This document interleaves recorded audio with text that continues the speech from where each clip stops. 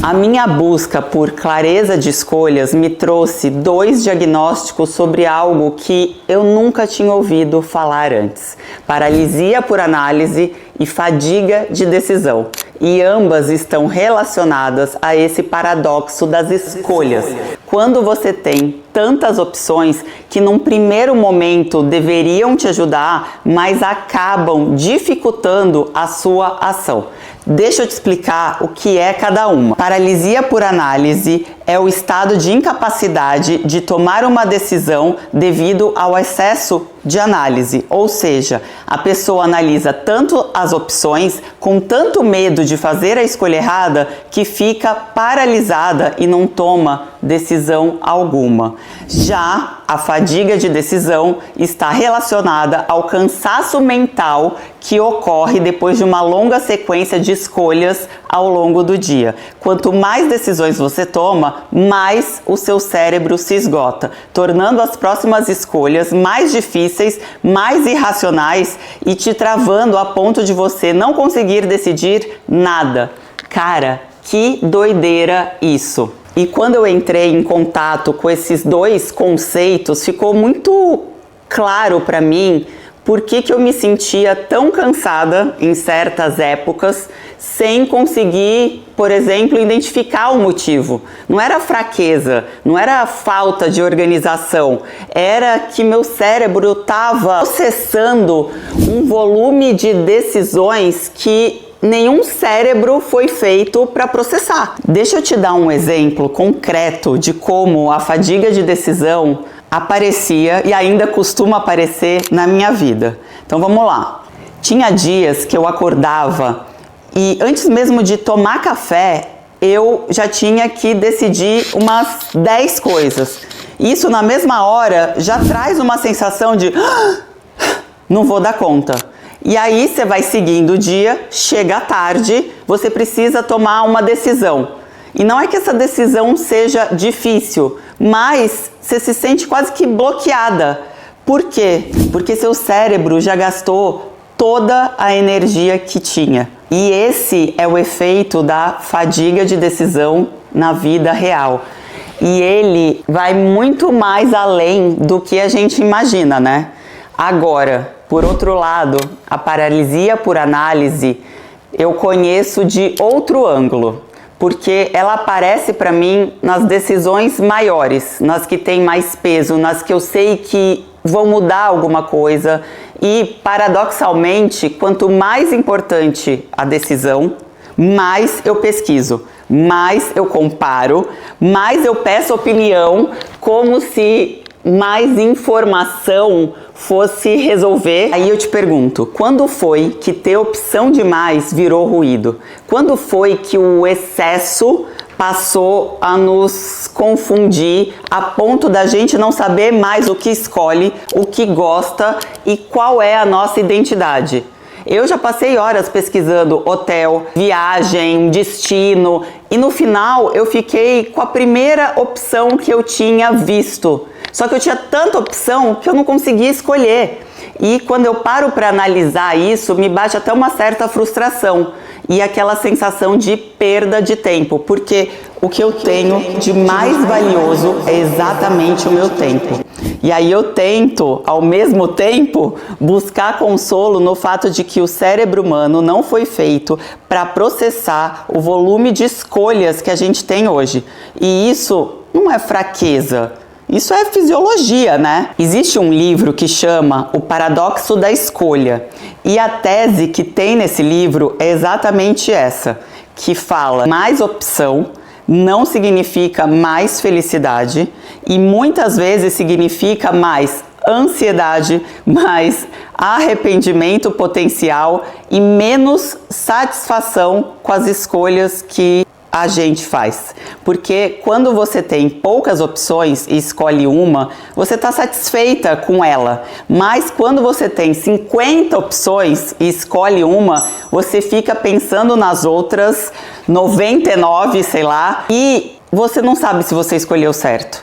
E isso tem nome. Se chama custo de oportunidade emocional. É muito doido quando você consegue colocar nome nas coisas, né? E assim, Eu não sei vocês, mas eu acabo vivendo isso praticamente todos os dias. Toda vez que eu compro uma roupa, eu fico com aquela pulga atrás da orelha se eu não deveria ter comprado outro modelo.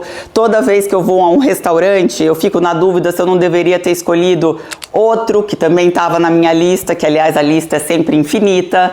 Toda vez que eu fecho um hotel, eu sempre fico pensando se eu não devo trocar a reserva. E isso é o paradoxo da escolha funcionando na minha cabeça. E a solução, eu acredito que não é ter menos opções. A solução é ter um critério mais claro sobre o que você quer, para que quando a opção certa aparecer, você reconheça ela na hora, sem precisar comparar com nenhuma outra.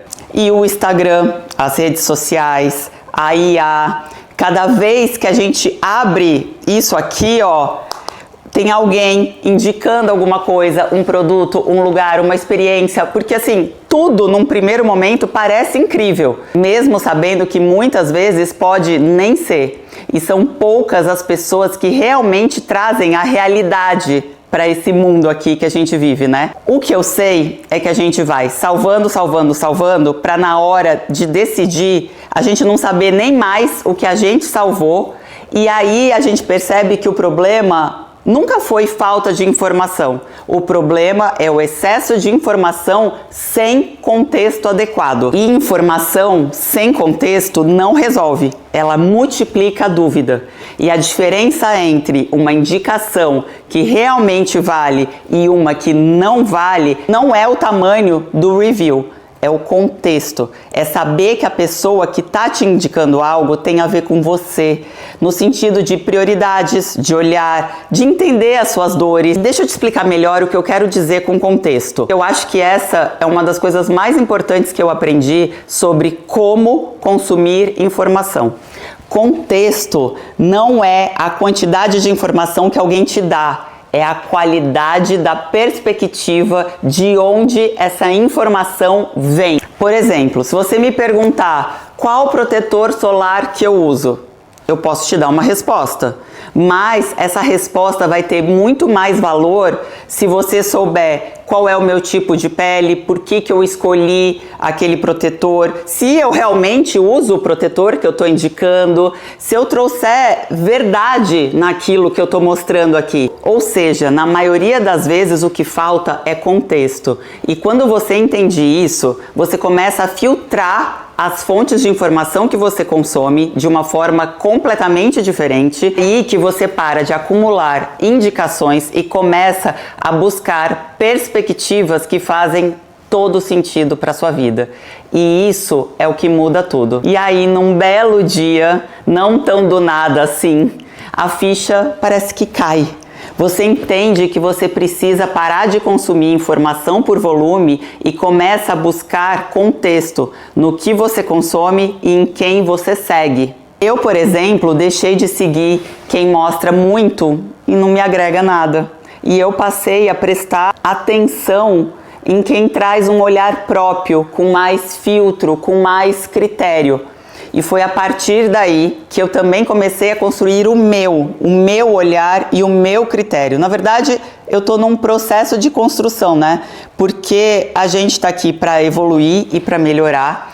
E eu sinto que eu tô nesse processo. Mas só de ter clareza disso, eu já subi muitos degraus. O quanto é importante você saber o tipo de viagem que você quer fazer, o lugar que você quer ir, que tipo de evento você vai frequentar, as marcas com quem você vai trabalhar, as publis que você vai fazer, porque tudo isso, quando você tem clareza, te coloca num lugar de fazer escolhas muito mais valiosas. Eu tenho até uma listinha de perguntas que eu costumo fazer, que elas acabam funcionando como um filtro para me ajudarem a fazer escolhas, principalmente quando eu tenho tantas opções. E é impressionante que quando eu faço essas perguntas, elas acabam eliminando a maior parte do ruído. E o que passa por elas tende a ser o que realmente vale. E é simples isso, né? Mas demorou um tempo para que eu construísse esse olhar. E no fim, esse conjunto de experiências acabou se tornando o que eu diria hoje ser o meu filtro, e quando eu passo qualquer decisão por ele, fica muito mais fácil entender o que é para mim e o que não é, sabendo, obviamente, que ele precisa ser lapidado e que você não precisa acertar sempre, mas você precisa se escutar antes de escolher, porque quem desenvolve esse olhar começa a apostar menos, mas comunica muito mais.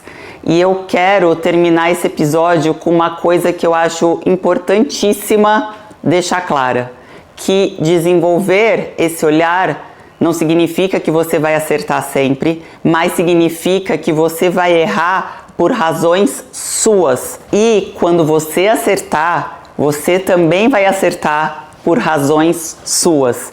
E isso faz toda a diferença, porque quando você erra seguindo o hype, você fica sem saber se o problema era escolha sua ou era você.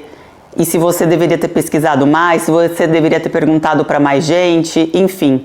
Mas quando você erra fazendo uma escolha que era sua, você sabe exatamente o que você está aprendendo com aquele erro. Você sabe de onde ele veio e você sabe o valor de escolher de dentro para fora. E você sabe que isso não é uma garantia de acerto, e sim é uma clareza sobre o caminho. E aí que você para de gastar tempo com dúvida, com comparação, com validação externa, porque você simplesmente sabe. E se você quer aprender junto comigo a fazer escolhas mais autênticas sem ser levadas pelo hype, eu te vejo no próximo capítulo. Tchau!